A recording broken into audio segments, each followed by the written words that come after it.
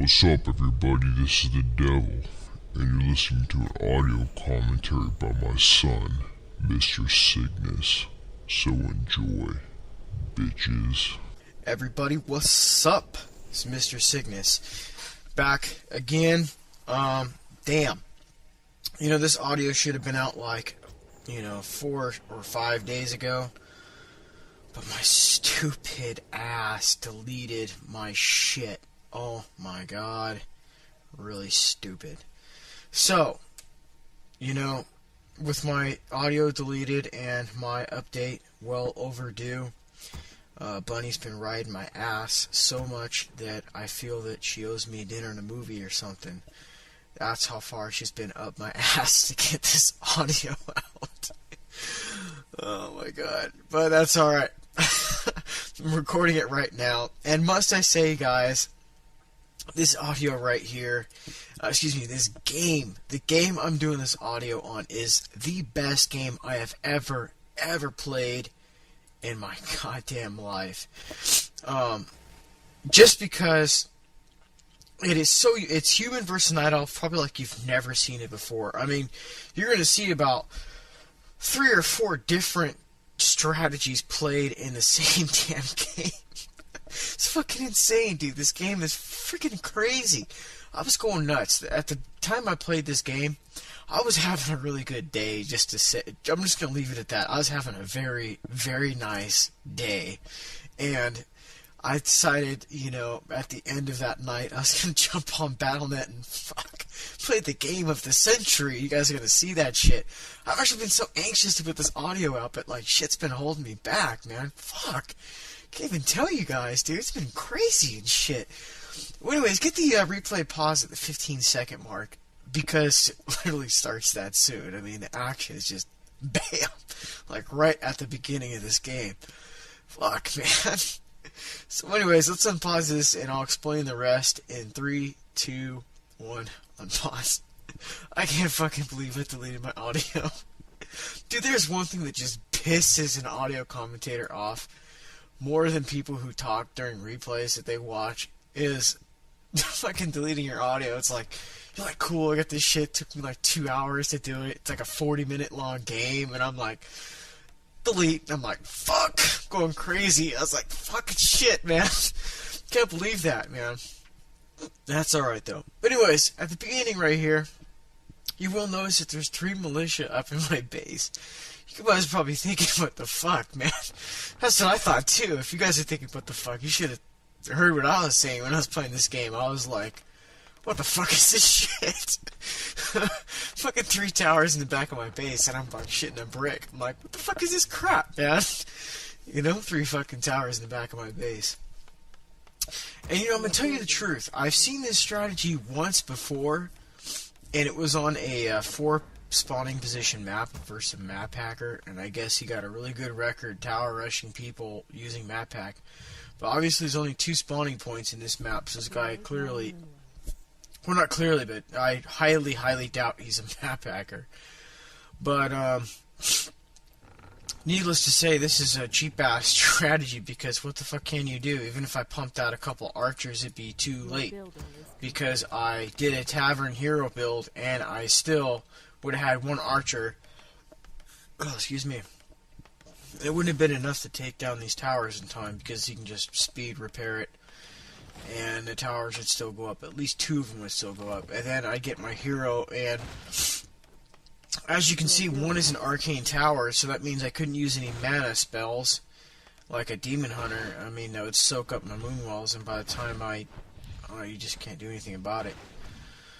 But every strategy in this game has its weakness, even Mass Talons versus Orc. There is always a weakness, and the trick to beating abuse, which people say is abuse. Oh my god, fucking abuse. Abuse. Suck me. There's no such thing as really abuse. There's just strategies that work better than others in certain given situations. You need to learn how to get around that crap. And look for the weaknesses in the strategies. For example, versus Orc, when you see a bunch of Night Elves go, oh, Mass Talons and Archers. and he attacks my burrows, and there's nothing I can do. And then he runs out, and then I attack him. He's got talons, and I can't tower him because talons do extra damage to heavy armored towers, and blah blah blah blah blah. There's always a way around it. Just like this shitty ass abuse right here. I wouldn't even call this abuse. I just would call this a really, really fucking weird strategy. Basically, what I do know in this given situation, I know that, number one, he's not going to have a hero for a long time. And if you look at his base, he doesn't even have an altar yet. He's building towers in his base just in case I decide to counterattack his main hall because he's taken my main hall, which is a smart thing to do, I guess, if you're going to do the strategy. You guys will also notice I picked up a Tinker, and I'll explain that in a second. I'm just going to talk about the weakness of this guy's strategy. I do know that he's not going to have a hero, so he's not going to be able to creep. And he spent a lot of early game money building 2 farms and 3 towers in the back of my base, and building 2 towers in his base, which is going to slow his tech, and he's not going to have a hero.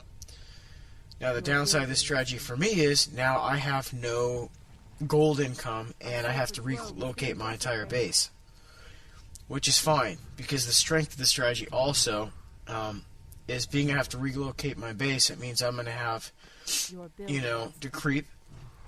I have a hero, he doesn't, and with a couple Ancients of War, which I just built a couple Ancients of War because I know I need to creep, and I guess the only thing I have to aid my hero is these Ancients of War, because I don't even have time to make archers or anything like that. I don't even have, the resources. I need to make sure I can plant this thing. So I'm sitting my tree on the long walk. I could have, chosen a better path, but that's all right.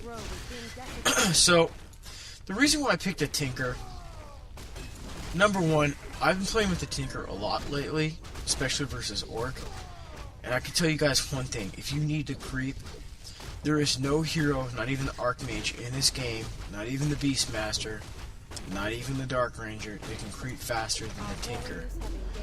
For example, on Knoll Wood, if you do a neutral hero tavern build, and you get archers first, by the time you get your Tinker, right when your hero's available for purchase or whatever at the tavern, you should have about 2 archers and maybe 1 archer on the way, your 3rd archer. You can take your Tinker on Knoll Wood, run straight up to any expansion spot, those little spots that have the golems or whatever, lay down a factory, let a couple goblin Tinkers pop out, and with 3 archers, your goblin Tinker, and the factory, you can creep out that spot at level 1. Fucking insane. And you can expand right there. Doesn't get any faster than that, guys. That's the power of the Tinker. And it's his ability to fast creep like no business. Downside of the Tinker, of course, is he's an intelligence melee hero, blah blah blah. Every hero has its ups and downs. So anyways, one bit of strong advice I can give to you guys, which I'll tell you in a second while I explain what the hell's going on. Basically, I picked a Tinker because for 2 situations. Number one, I know that the human player is going to be doing a lot of towering, and you can put up a pocket factory outside of the range of towers and rally the clockwork goblins to bang on the towers, and when their peasants go to repair the towers, the clockwork goblins explode, and they do a lot of damage to peasants. So basically, and the clockwork goblins give no experience. So basically what that means is the pocket factories, the Tinker is an excellent hero for those human players who like to tower up a lot. Especially in this situation, if you'll notice that I'm using the clockwork goblins to tank for my archers pretty well, and I can take down peasants and towers with ease. And at level 3, it gets pretty vicious. Now, he just spent a lot of money trying to tower up and build this town hall. He's obviously trying to expand because, he can, because half of his base is already protected. He's already sending 5 more militia up there to put that expansion back up. Now back to what I was saying about heroes and maps and such. Basically, every hero has its moment, certain heroes are better on certain maps for certain different races.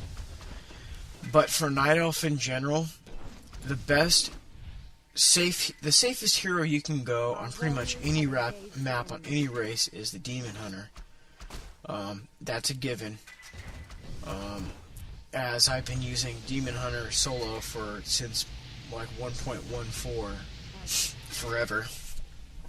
And after a while, you know, as of lately, I just got kind of tired of just using the Demon Hunter, as that gets kind of boring after a while. And being that everybody uses the Demon Hunter, it really doesn't make me any different than any other elf these days. And the point I usually try and make is I want to be different than other Night Elf players. That's what I've been trying to do ever since I started playing this game. I don't do cookie cutter shit. I don't do a lot of crap. I just do my own thing and I play the way I like to play. And if I lose, I lose. If I win, I win. I don't care. Most of you guys who've watched me for a long time know I kind of excel at strategy and timing. Micro is a pretty decent, you know. It's not like the best in the world, but yeah, you know. I guess if I was really good at micro, then I'd be playing in some WCG shit or whatever, but I'm not. I play this game for fun. Anyways, so back to what I was saying about heroes. Now, for example, you can go Demon Hunter versus any race, and you can pull it off just fine. But certain heroes are better on certain maps. For example, Lost Temple maybe versus Orc. Warden is a better hero to go versus Orc on Lost Temple, just because of the way you can creep with her, because you've got the well in the middle of the map, because there's so many hills, you can blink up and down the hills, all kinds of reasons why the Warden could be better versus Orc on Lost Temple. Now, maybe on a map, say, as Twisted Meadow, for example, maybe Turtle Rock, the Beastmaster might even be a better pick versus Orc, because it's such a smaller map and the Beastmaster can creep real fast. You can use the Hawk to your advantage to keep a Blade Master from creep jacking you, because it's kind of easy to creep jack on Turtle Rock. So, I mean, there's a few reasons there. I mean, you can kind of go on for days. I mean, you can do an audio commentary on No Game just talking about what heroes to use on certain maps and why they're better and why certain heroes suck ass.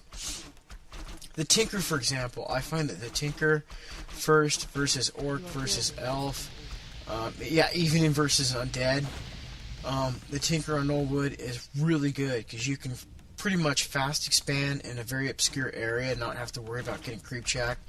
Especially if you do it in an odd spot, and you can get a really huge early game advantage. You get a great item from the Golem drop, you get the expansion, you get like halfway to level 3. Tinker is really awesome on Knollwood. It's really awesome on this map because if you notice at some of the expansion spots in the corner, you got the Assassin and the Wizards or whatever. You know, level 1 Tinker and a couple archers can creep that out so easy. You can put up an expansion there, and most players won't even bother to look so early in the game. Expand, tower, etc. So, anyways, so basically what I'm trying to do is, I know that he is not going to be giving up at holding this expansion and be attacking me with normal shit. I'm pretty sure that he's teching himself, which he already has. He's at a keep. I know that this guy, and obviously because he has a second hero, I know he's not at his base making a bunch of footmen or whatever. This guy obviously kind of knows what he's doing. I have a feeling that back at his base he's either making 1 caster breakers or 2 mortars. And I had a feeling he was expecting me not to have much in my base. I was expecting pretty much some mortars, which he was really doing. And then right after the mortars, I was expecting him to go to castle and get, like, I don't know, knights or whatever. I'm pretty sure that's what he's going to do. But see, the main thing about playing a game like this when shit is really just happening left and right, I pretty much played this game, and this is what makes the good players and the Gosus away from the average player. The average player in this situation probably would have freaked out, would have not known what to do with such a weak-ass tower rush. He probably would have left at the start of the game. Maybe someone would have had the nerve to uproot their tree like I did and expand somewhere else and get kind of worried that, oh my gosh, this guy's got an expansion and so many towers. All I can get is archers. You got to think ahead. You got to think with this guy.